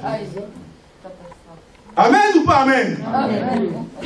Vous voyez, le monde a banni. Un jour, si vous voulez, je vous ferai un expo de comment les gens allaient avant à la plage. En France. Pas en France, vous allez voir, c'était compliqué. Les gens avaient une pudeur, vous ne pouvez pas vous imaginer. Mais c'est récent là. C'est récent avec les Sheila. C'est les Sheila, comment ça? Sheila, c'est ça? La chanteuse. Sheila. C'est les Sheila qui ont amené les maillots de bain bikini. Elle a même fait une chanson sur ça, non? On ne va pas la chanter ici parce que ce n'est pas un lieu approprié. Alléluia. Amen. Dieu soit béni. Donc tout ça, c'est pour nous expliquer l'apostasie par les frères et sœurs. Le péché n'est pas ton ami. Vraiment, je vous interpelle, enfants de Dieu. Le péché n'est pas notre ami. Le péché va nous tuer à petit feu. Ne pensez pas que Dieu est un aveugle. Certes, Dieu fait miséricorde, mais Dieu n'est pas une machine à pardonner. La Bible déclare, ne lassez pas la patience de Dieu. Regardez Saoul. Vous pensez que nous sommes meilleurs que Saoul qui a eu l'esprit retiré? Est-ce qu'on est meilleur que lui? Non. Il était un homme comme nous. Si Dieu a retiré l'esprit de Saoul, ça veut dire que si on suit la même voie, Dieu peut retirer son esprit de nous. Et on peut avoir ce qu'on appelle un esprit d'égarement. Et quand tu as l'esprit d'égarement, tu ne reviendras jamais à Dieu. Je servais Dieu dans une assemblée avec un pasteur qui vivait dans le péché, qui buvait le péché, qui avait des relations avec énormément de sœurs et même de femmes mariées de ses collaborateurs et même de mamans de l'assemblée. Alléluia. Amen. On avait des rumeurs, moi j'étais jeune serviteur, établi prédicateur, diacre, pasteur de la jeunesse.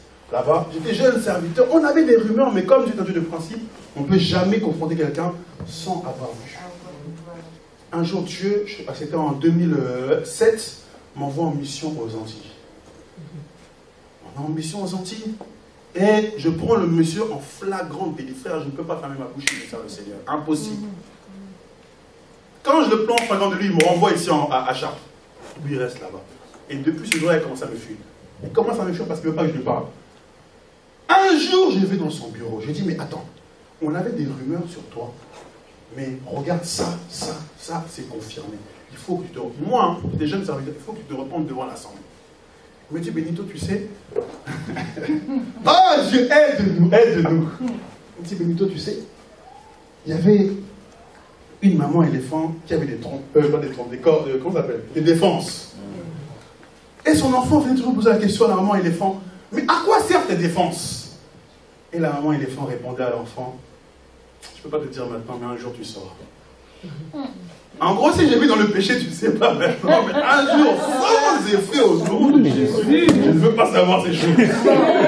Alléluia! Frère, je suis parti, je crois, 4 ou 5 fois dans son bureau pour l'interpeller à se repentir. Amen. Un autre jour, il vient me voir et me dit, Benito, tu sais, quand un arbre est penché, on ne peut jamais le redresser. Donc, il confesse lui-même qu'il ne pourra jamais revenir. Frère, si un arbre est penché, on ne peut pas le redresser, sauf si c'est un arbre de vie. L'arbre de vie ne pourra jamais être penché. Quelqu'un dit Amen. Amen. Alléluia. L'arbre de vie, c'est Jésus. Hein? Sans vouloir faire de rapprochement avec une entité existante où il en existait. Alléluia. Alors, tout ça pour vous dire que pourquoi il me répondait comme ça? Parce qu'il savait dans quel état il était. Il savait que, à cause de sa vie de péché, il ne pourra jamais revenir à Dieu. 2 Thessaloniciens, chapitre 2, le verset 3. Et j'encourage les jeunes, vous les jeunes filles, les jeunes garçons qui écoutez ce message, à vivre la sainteté. Si vous êtes vierges, que personne ne prenne vos virginités, si ce n'est vos femmes, mariées et vos hommes, vos maris, au nom de Jésus. On veut vivre la parole. Donc il ne faut pas que, à cause de ce que tu as vu Secret Story, toi aussi tu veux vivre Secret Story. Non.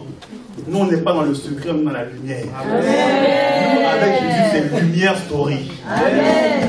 Le secret c'est les francs-maçons qui font tout dans le secret, dans le cachet. Amen. Alléluia. Donc, j'ai dit toute cette émission, c'est ça. Hein? Chapitre 2, nous sommes en train de parler de l'esprit d'égarement. À partir du verset 9, si quelqu'un peut lire. 2 Thessaloniciens, chapitre 2, verset 9. L'apparition de cet impie se fera par la puissance de Satan, avec toutes sortes de miracles, de signes et de prodiges mensongers, et toutes les séductions de l'iniquité, pour ceux qui périssent parce qu'ils n'ont pas reçu l'amour de la vérité pour être sauvés.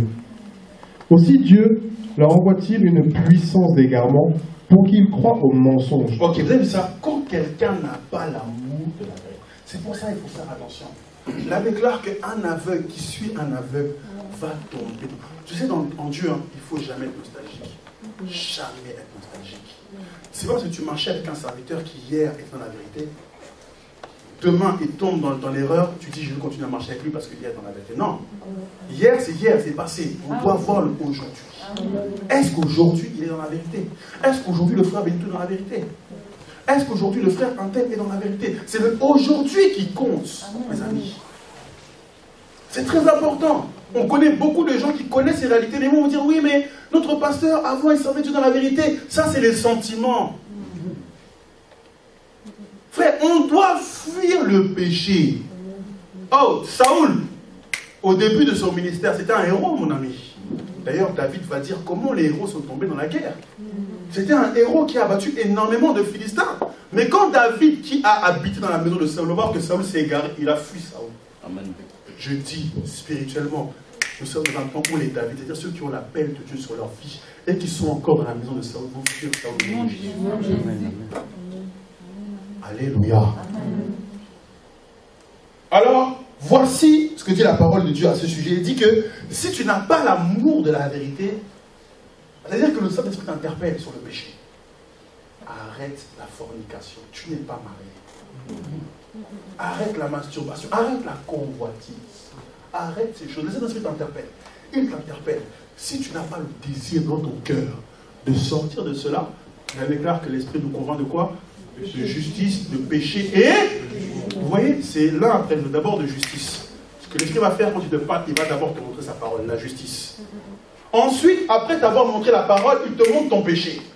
Pour que tu compares ta vie à la parole. Si tu ne veux ni écouter quand il parle de la justice du péché, il va maintenant te montrer le jugement. Et le jugement, c'est l'enfer. Ne vous y trompez pas. Aucun quoi impudique n'héritera. C'est écrit ou pas écrit? Or, impudique, je le voyais encore ce matin, vient d'un mot grec, porneia. Vous l'écrivez? L'impudicité en grec, c'est ça. Pornéa en grec. Et pornéa a donné le mot pornographie, comme vous le savez. Donc, la pornographie, véritablement, c'est déjà l'impudicité, c'est déjà la pornographie, parce que graphie veut dire image. Pornographie veut dire image impudique. Quand tu es mal habillé, c'est déjà de la pornographie parce que tu reflètes une image impudique. Quelqu'un a compris quelque chose. Et le monde nous amène dans ça. On est dans un monde érotique, frère. Je vous dis la vérité. Le monde est devenu comme cela. Et c'est pour que nous vivions ça. Alléluia. Dieu soit béni. Je ferme la parenthèse. Amen. Alors, l'esprit d'égarement. Voilà le summum de ce que peut apporter l'apostasie par les œuvres. C'est dangereux. Et vous savez que quand quelqu'un est apostat par les œuvres, des fois il ne remarque même pas qu'il est déjà loin de Dieu. Il ne le remarque pas. Et encore, vous savez ce qui est encore plus dangereux, c'est quoi? C'est que, vous savez, l'onction, c'est comme un ventilateur. Un ventilateur, quand tu le débranches, il s'arrête de tourner? Non. Il continue à tourner. C'est-à-dire que quand tu es débranché de Dieu, l'onction peut continuer à se manifester. Mais c'est une séduction. Parce que toi, tu vas croire, vivant dans le péché, que Dieu est là. Or que Dieu n'est pas là. Non. Tu es simplement en train de bénéficier de l'onction que tu avais économisée. Parce que vous savez, un secret, les prières, quand tu pries là, tu pries jamais en vain. Tes prières sont économisées. Ça se trouve que demain, tu vas être faible spirituellement, mais c'est tes prières d'hier qui vont te faire tenir aujourd'hui. Quelqu'un comprend quelque chose? Les prières ne tombent pas avec là dans le livre de l'Apocalypse et sont gardées dans une coupe devant le trône de Dieu. Mais elles s'économisent. Tes prières d'hier peuvent devenir ton salut de demain. C'est pour ça, n'arrête pas de prier au nom de Jésus. N'arrête pas de prier au nom de Jésus. Dis à ton voisin, n'arrête pas de prier. Il faut aimer la prière. Apostasie par les œuvres. On a fini ce passage, mais voyez à quel point c'est dangereux. Si tu es apostat à cause des œuvres, mon ami, repens-toi sincèrement. Ne sois pas dans les sentiments. Vis la volonté de Dieu. Amen. Apostasie par le manque d'amour fraternel. Aussi un apostasie qui est dangereux. La Bible déclare que à la fin des temps, à cause de l'iniquité, l'amour du plus grand nombre se refroidira. Et cet amour, bien sûr, c'est l'amour de la vérité, l'amour de la sainteté, l'amour de Dieu, mais aussi l'amour des frères. À cause des temps difficiles dans lesquels on est, à cause des églises qui font des scandales à droite et à gauche, beaucoup ne veulent même plus être dans les églises. Mais ils ne savent pas que ce comportement, ça amène en fait, c'est un type d'apostasie. Alléluia. Le fait de ne pas aimer la communion fraternelle va t'écarter de Dieu. Parce que la communion fraternelle est un ordre. Quelqu'un comprend quelque chose? Je dis, la communion fraternelle est un ordre. Nous sommes dans le livre de Jean 13, verset 34. Frère Kevin, Jean 13, 34. Et mon frère Sébastien, s'il te plaît, 1 Jean 3, verset 16. Note, la communion fraternelle est un ordre. Nous allons le voir. Et nous allons voir pourquoi. Donc, s'il y a un esprit qui te dit, ah, il faut plus aller à l'assemblée, tout ça, dis-toi, c'est Satan qui parle. Ah, mais tu vas trop à l'assemblée, hein.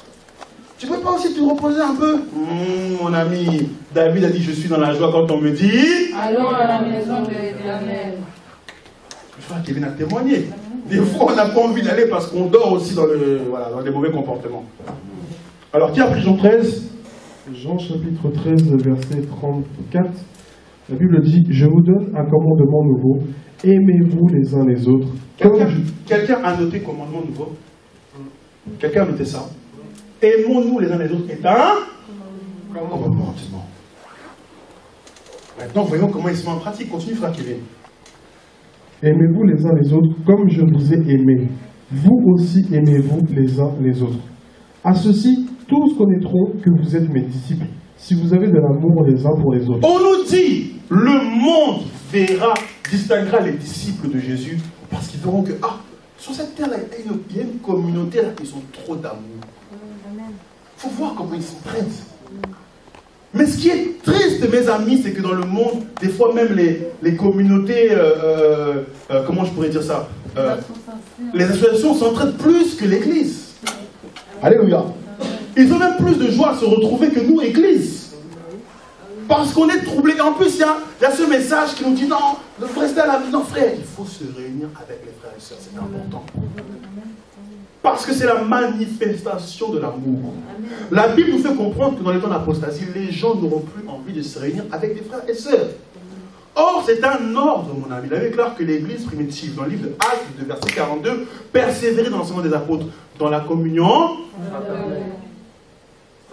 Voilà notre exemple. Ceux qui persévèrent dans la communion fraternelle, aller à l'assemblée est une nécessité. Frère, te réunir avec le frère et sœur est plus important qu'aller au travail. Parce que le travail ne va pas te sauver. Le travail ne va pas t'édifier spirituellement. Alléluia. Ma soeur Valérie, quand tu travailles à Carrefour et que tu vends des poulets, là, t'es édifié spirituellement? Non. Alléluia. Mais quand tu vas te réunir avec les frères et sœurs, que dit le livre de 1 Pierre chapitre 2, vous aussi comme des pierres vivantes rejetées par les hommes, édifiés, c'est la parole, mes amis. On nous dit c'est un ordre.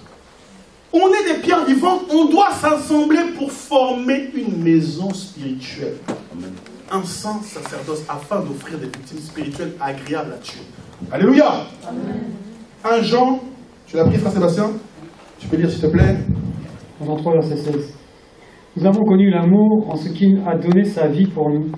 Nous aussi, nous devons donner notre vie pour les frères. Ok, comment tu vas donner ta vie pour les frères si tu restes chez toi à la maison? Explique-moi un peu. On nous dit, on a connu l'amour en sorte que Jésus a donné sa vie pour nous. Et nous aussi, nous devons. L'église familiale. Frère, tu penses que Pierre n'avait pas de famille? Mais est-ce qu'il restait qu'avec sa famille ou est-ce qu'il allait se réunir avec d'autres frères et sœurs? Dans le livre de Actes, chapitre 3 ou 4, là, on nous dit que Pierre et Jean montaient ensemble pour l'heure de la prière. Et lui aussi, il avait l'église familiale, mais ça n'empêchait pas d'aller se réunir avec les frères et sœurs. Amen, amen ou pas amen? Amen. Comment vas-tu donner ta vie pour les frères si tu restes chez toi à la maison? Oh non, il faut que je fasse le point avec. Quel point tu vas faire chez toi à la maison? Alléluia. Le point, on le fait dans la présence de Dieu, mon ami. Quand tu vas t'esseler là, le diable rôde comme un lion, cherchant qui va les dévorer. Les lions, ils attaquent qui quand ils vont chercher à manger? Ceux qui s'éloignent du troupeau. Quelqu'un a compris quelque chose? Frère Sébastien, toujours 1 Jean, chapitre 4, verset 11, s'il te plaît. Jean 4, verset 11. Bien-aimés, si Dieu nous a ainsi aimés, nous devons aussi nous aimer les uns les autres. Personne n'a jamais vu Dieu. Si nous nous aimons les uns les autres, Dieu demeure en nous et son amour est parfait en nous. C'est terrible. Si nous nous aimons les uns les autres, Dieu demeure. En fait, la présence de Dieu demeure en nous. Mais si on ne s'aime pas là, si, comme je l'ai entendu, je disais la dernière fois ici, là, quelqu'un va me dire, ah, la tête d'un tel ne revient pas. Mon ami, l'amour de Dieu n'est pas en toi, donc tu ne demeures, tu t'es écarté de Dieu. Alléluia. Verset 16 de 1 Jean 4, s'il te plaît, mon frère Sébastien. Verset 16. Et nous avons connu l'amour que Dieu a pour nous, et nous y avons cru. Dieu est amour, et celui qui demeure dans l'amour demeure en Dieu, et Dieu demeure en lui. Tel il est, tel nous sommes aussi dans ce monde. C'est en cela que l'amour est parfait en nous, afin que nous ayons de l'assurance au jour du jugement. Continue, frère, continue. La crainte n'est pas dans l'amour, mais l'amour parfait bannit la crainte. Ok, la crainte n'est pas dans l'amour, mais l'amour parfait bannit.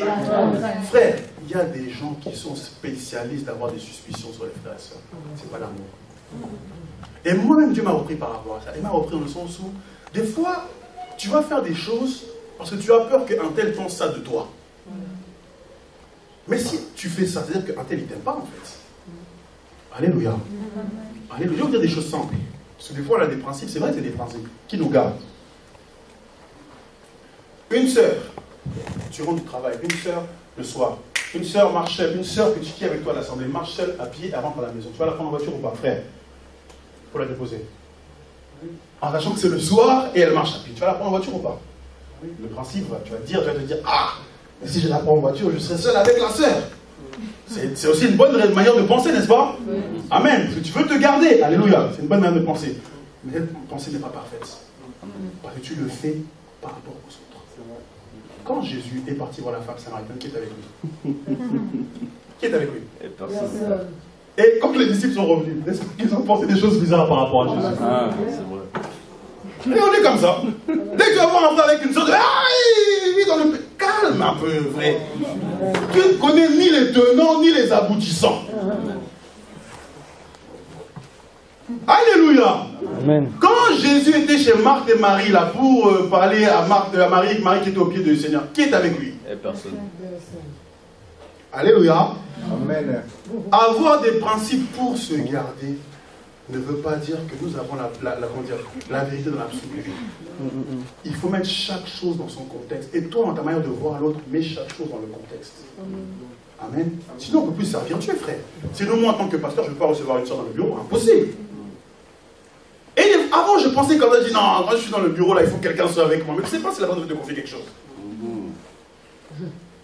Quelqu'un peut être autour, bien sûr, parce qu'il ne faut pas non plus abuser. Alléluia. Mais il faut arrêter nos raisonnements pour montrer qu'on est plus saint que... C'est fini, ça. Si tu as des suspicions sur moi, c'est Dieu qui voit. Ah ouais, les choses, on ne pouvait pas faire. Moi, là, l'offrande, là, c'est compliqué. Je vais m'approcher de l'offrande. Ah, frère Benito, j'ai besoin... Ah, maman, Anthony. Moi, non. Si tu me vois avec une enveloppe, là, les gens vont dire quoi dans l'assemblée? Là, c'est fini, ça. Si les gens pensent comme ça, ça veut dire que les personnes n'ont pas d'amour. Parce qu'on n'est pas simple. À cause du manque de simplicité des autres, nous-mêmes, on devient plus simple. On devient compliqué parce que les autres sont compliqués. C'est pas normal, c'est pas juste. Quelqu'un a compris quelque chose. Et toi, frère et soeur, arrête la suspicion facile. Il faut faire attention. Quelqu'un a compris quelque chose. On dit l'amour parfait bannit quoi? Une fois, j'avais, je crois, exhorté ici sur comment on soutient les ministères selon la parole. J'avais exhorté brièvement, parce que ce n'était pas le but du message. Il faut voir le nombre de personnes qui sont venues me voir à la fin. Oh frère, j'ai pas compris ce que tu as dit. Tu n'as pas compris parce que tu ne veux pas comprendre. Tu veux comprendre la parole. Amen. Comment les ministères de soutien la parole? Parce qu'on passe d'un extrême à un autre. On passe de l'extrême où on forçait les gens à donner de l'argent à l'extrême où les gens ne veulent plus donner du tout. Quelqu'un comprend quelque chose. Il n'y a plus d'équilibre. Alléluia. L'amour parfait bannit. Donc il faut faire attention, mes amis, par rapport à ça. Sinon, tu peux tomber dans l'apostasie. Tu veux dire toujours suspicieux. Tel frère va parler à tes sœurs, toi tu étais là caché quelque part pour regarder. Et tu vas rapporter. Tiens, quand Kevin, tu as vu un tel là-bas avec la sœur, un tel là. Tu ne sais même pas. Mon frère Sébastien, tu peux lire la suite. Continue simplement à descendre. Verset 18. La crainte n'est pas dans l'amour, mais l'amour parfait bannit la crainte, car la crainte suppose un châtiment. Et celui qui craint n'est pas parfait dans l'amour. Celui qui craint n'est pas comment? Parfait dans l'amour. Bien aimé, il faut qu'on apprenne à se faire confiance les uns les autres. Amen. On dit que l'amour croit tout, n'est-ce pas? Alors si on s'aime, on doit se faire confiance. Alléluia. Parce que j'ai vu qu'il y a trop de manque de confiance. Et quand il y a trop de manque de confiance, Satan peut trop jouer. Tu vas avoir des songes qui n'ont ni queue ni tête sur tel frère. Des fois, j'écoute des songes. Des gens, des fois, ils m'appellent. J'ai vu tel frère. On était dans l'avion. Après, d'un coup, l'avion a explosé. On s'est retrouvés sous l'eau. Après de l'eau, on est monté dans le soleil. Mais comment ton songe est compliqué? Et quand tu examines bien, il a un problème avec le frère ou avec la sœur. Certains songes naissent de la vanité des... Continue, frère Sébastien. Verset 19. Oui. Pour nous, nous l'aimons parce qu'il nous a aimés le premier. Si quelqu'un dit « j'aime Dieu » et qu'il haïsse son frère, c'est un menteur. Car celui qui n'aime pas son frère qu'il voit, comment peut-il aimer Dieu qu'il ne voit pas? Vraiment. Continue. Et nous avons de lui ce commandement, que celui qui aime Dieu aime aussi son frère. Amen. Alléluia. Amen. Dieu soit béni donc. Voilà un peu par rapport à l'apostasie par le manque d'amour fraternel. On dit que celui qui perd l'amour ne demeure pas en Dieu. Amen. On pourrait dire énormément de choses. Et là, il dit attention à la hantise de la communion fraternelle. Quand tu commences à avoir la hantise, c'est-à-dire que tu commences à fuir les réunions, Satan est passé quelque part. Là, il fuit les réunions, il s'invente des excuses. Ah, j'ai peut-être rien à faire, arrête. Tu cherches simplement à fuir. Alléluia. Oh, la réunion, c'est trop long, oui. Amen. Alléluia. Sur votre sujet, on peut aller loin. La Bible est claire que Paul exhortait contre l'autre là. Le TQ s'est tombé par la fenêtre. Pourquoi? C'était pourquoi? Mais que dit la parole? Parce que le discours de Paul faisait quoi? S'attarder. Et il a commencé la journée jusqu'au soir. Jusqu'au soir, frère. Disciple ou pas disciple? Alléluia. Bien sûr, il faut la sagesse. Et on essaie de l'avoir de plus en plus par la grâce de Dieu. Alléluia. Dieu soit béni. Et juste quelques versets encore dans l'amour, dans l'apostasie par le manque d'amour fraternel. Matthieu 23, verset 37, Kevin. Psaume 133, vous connaissez ce passage déjà qui dit « Oh, il est doux et agréable pour des frères de demeurer ensemble ». Donc la parole nous fait comprendre que la communion fraternelle est très importante. C'est là où Dieu envoie sa grâce, sa bénédiction. Dans Matthieu 23, verset 37, il dit quoi? Matthieu chapitre 23, le verset 37, la Bible dit « Jérusalem, Jérusalem, qui tue les prophètes et qui lapide ceux qui te sont envoyés. Combien de fois ai-je voulu rassembler tes enfants, comme une poule rassemble ses poussins ?» C'est Jésus qui parle. Combien de fois ai-je voulu rassembler tes enfants, comme une poule rassemble ses poussins? Le Seigneur aime le rassemblement. Il y a d'autres versets ici, vous les lirez à la maison. On avance. Le Proverbe 18, verset 1 nous dit « Celui qui se tient à l'écart cherche... » Amen. Ah, même les enfants disent Amen. Pourquoi? C'est la vérité. Amen. Il y en a, ils aiment trop être à l'écart. Et tu ne peux rien leur dire. Frère, tu es tout la semaine dernière. Hé, c'est ton problème? Si t'arrive quelque chose, on est frères, on passe que je peux t'aider. Parce qu'ils cherchent mon intérêt. Il y en a, ils veulent vivre comme des ânes sauvages. Et un âne sauvage, là, tu ne peux pas monter sur lui. Parce que si tu lui dis d'aller à Pointe-à-Pitre, il va t'emmener à Sainte-Rose. Alléluia. Si tu lui dis d'aller à Paris, il va t'emmener à Le Mans. Parce que c'est un âne sauvage. Il veut faire ce qu'il veut. Tu ne veux pas être chrétien et être un âne sauvage, c'est pas normal. Alléluia. Les chrétiens, tu ne peux rien leur dire. Parce qu'ils veulent se tenir à l'écart. Ils veulent vivre la vie chrétienne comme eux, ils l'entendent. Dis à ton voisin, c'est le péché. C'est le péché. Et tu peux tomber dans l'apostasie par le manque d'amour fraternel. Parce que quand tu es comme ça, tu n'as pas l'amour. Parce que si tu ne te découvres pas, alors c'est pas l'amour. L'amour, c'est on se découvre, on se fait confiance, on se confie nos problèmes. Frère, prie pour moi. Oh frère, un tel, prie pour moi en ce moment, c'est pas facile. Ça, c'est l'amour.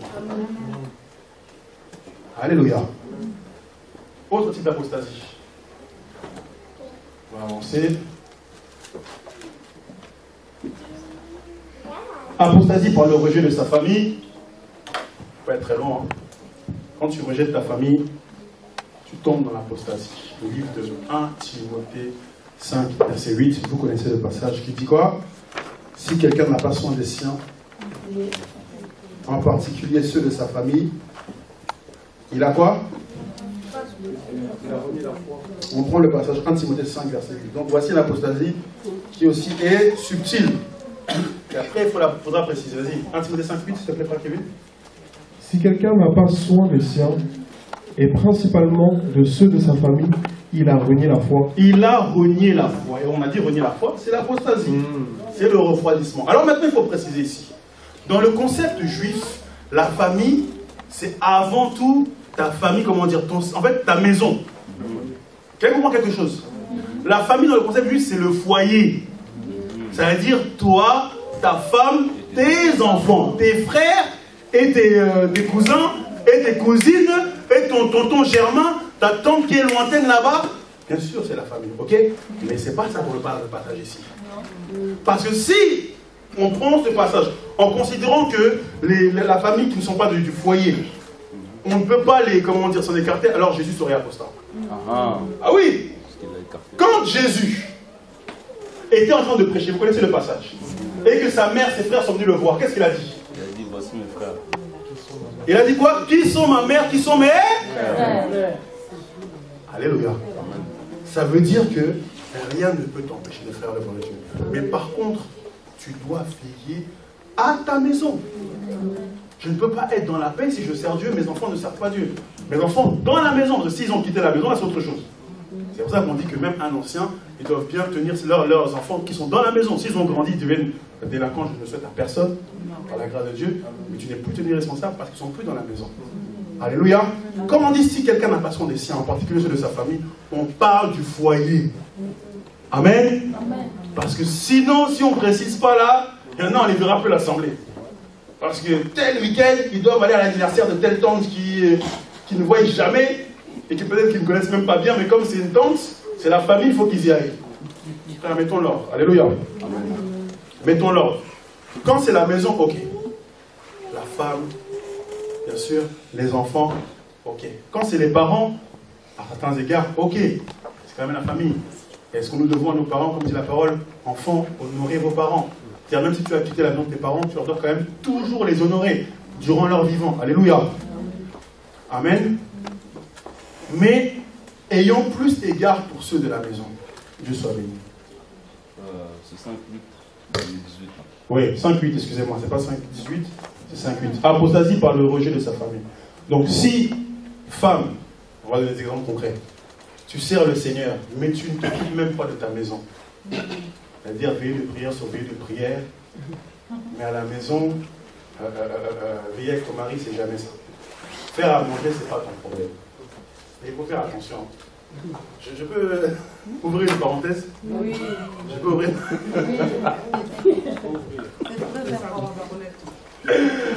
Alléluia. Si on a des discours maintenant, là, ça peut devenir très trompeur.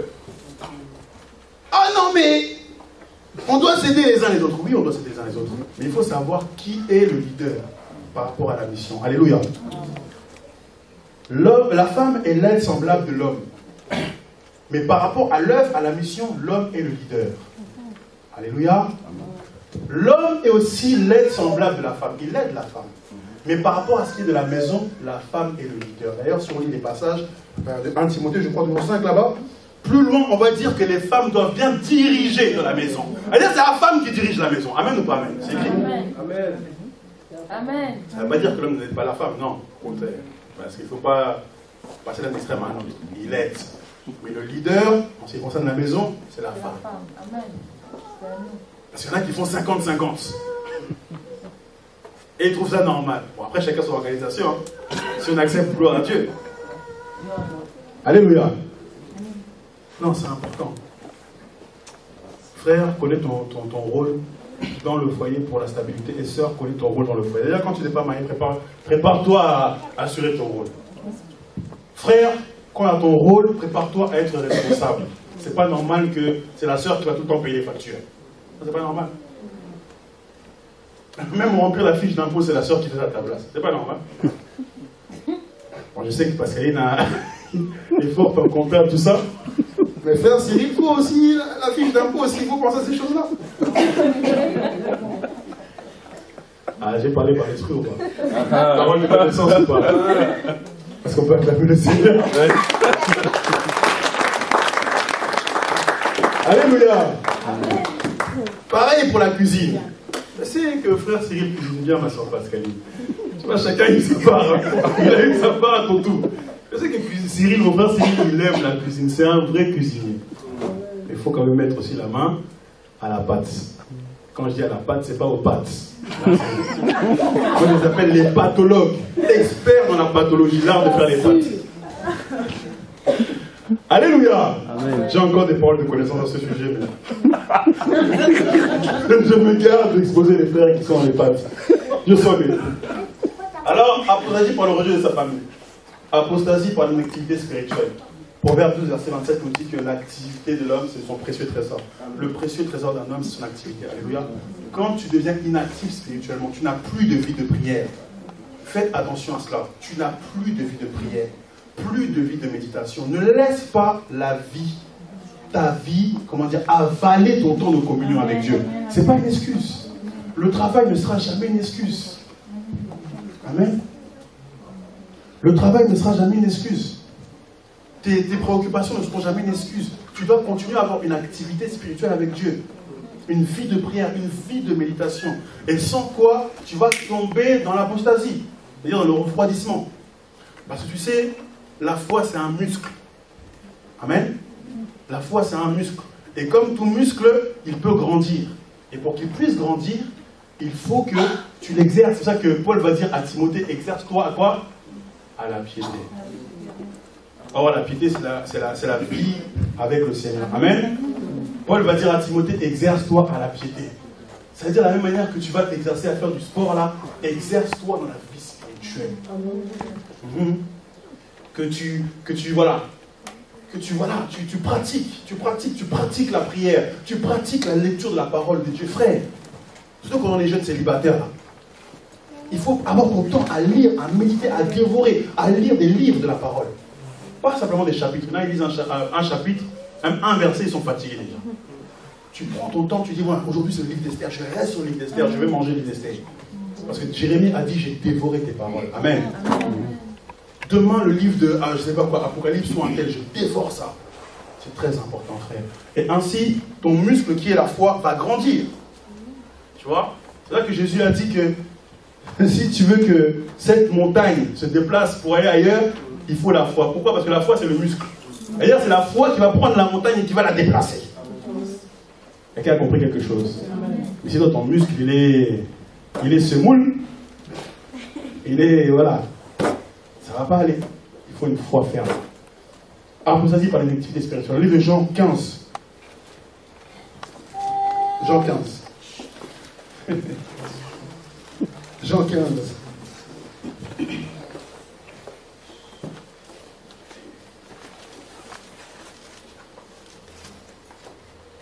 Verset 5, la parole déclare, je suis le cep, vous êtes les sarments. Celui qui demeure en moi, en qui je demeure, porte beaucoup de fruits.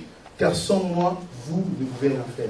Jean 15, verset 1, je suis le vrai cep et mon Père est le vigneron. Tout sarment qui est en moi et qui ne porte pas de fruits, il le...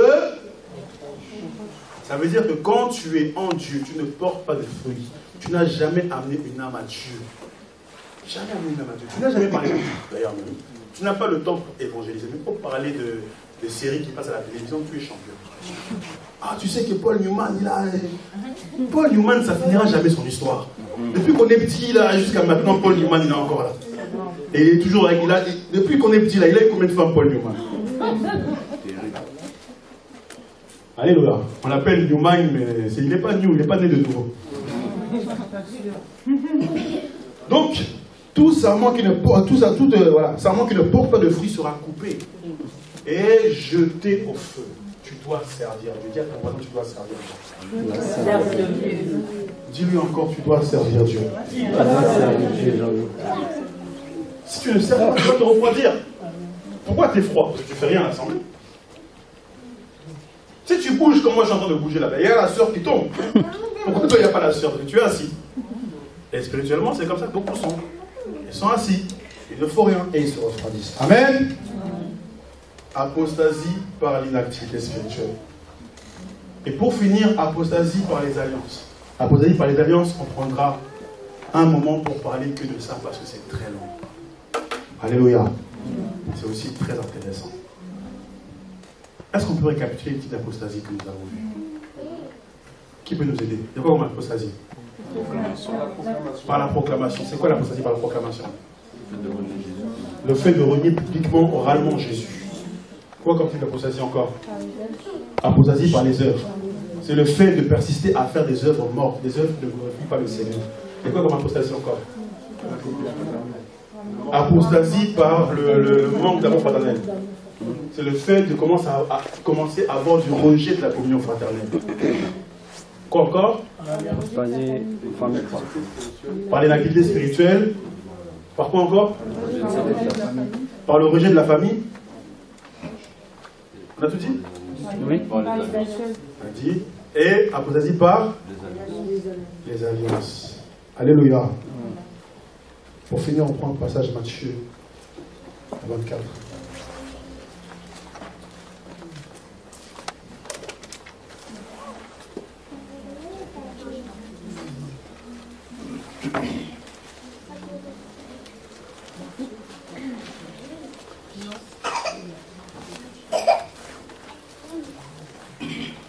Alors, mon ami, j'espère que il n'y a pas déjà l'apostasie qui t'a attrapé. Tu sais, l'apostasie, c'est subtil, hein? C'est comme le cancer. C'est comme le sida. Ça vient, ça détruit des petites cellules, ça monte comme la gangrène, ça détruit d'autres cellules, et puis ça ronge de l'intérieur. Il y en a, ils ont déjà la lèpre spirituelle, déjà l'apostasie qui a déjà commencé à ronger les cellules. Ils ont rongé le côté communion fraternelle, après ils vont ronger le côté activité spirituelle, ils rongent, au fur et à mesure qu'ils rongent. J'espère que tu n'es pas déjà atteint par l'apostasie. Alléluia. Dieu soit béni.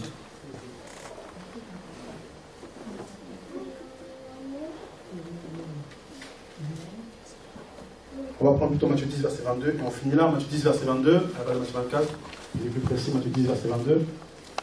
Mon frère Kevin, s'il te plaît. Matthieu chapitre 10, verset 22. Vous serez haïs de tous à cause de mon nom, mais celui qui persévérera jusqu'à la fin sera sauvé. Celui qui persévérera jusqu'à la fin sera sauvé. Qui parmi nous aimerait être sauvé? Lève la main, sincèrement. Sincèrement. Dis à ton voisin, es-tu prêt à persévérer? Es-tu prêt à persévérer aujourd'hui? Dis-lui encore, es-tu prêt à persévérer? Et réponds-lui aussi. Réponds-lui, réponds-lui. Comment ça vient de ton cœur? Dis-lui, es-tu prêt à persévérer? Réponds-lui en même temps. Es-tu prêt à persévérer? Oui. Demande à ton voisin, es-tu prêt à payer le prix? Je suis prêt à payer le prix. On va se lever, bien aimé, on va prier par rapport encore à ce message. Dieu nous a fait le reprendre parce qu'il y a trop